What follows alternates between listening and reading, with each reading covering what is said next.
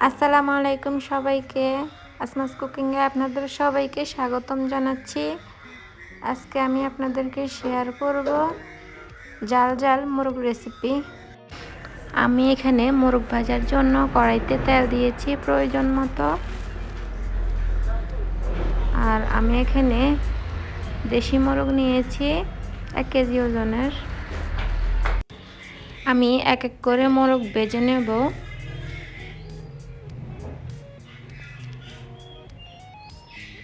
এই তো আমার মোরগ ভাজা হয়ে গিয়েছে। এখন রান্না করার জন্য তেল দিয়েছি এখানে 2টা তেজপাতা, 1টা দারুচিনি আর পেঁয়াজ কুচি। পেঁয়াজটা আমার বাদামি কালার হয়ে এসেছে। এখন দেব 2 টেবিল চামচ রসুন বাটা। রসুন বাটা দিয়ে ভালোভাবে ভেজে নেব তেলের সঙ্গে। মোরগ রান্নাতে পেঁয়াজটা একটু ভালোভাবে ভেজে নিলে স্বাদও ভালো আসে।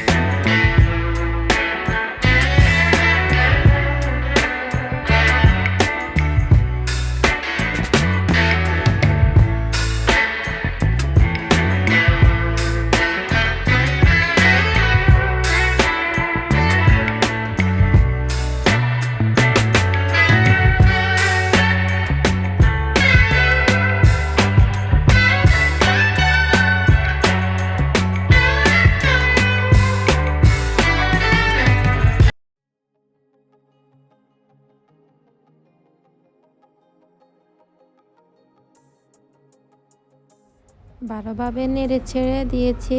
এখন ঢাকনা দিয়ে ঢেকে রাখবো।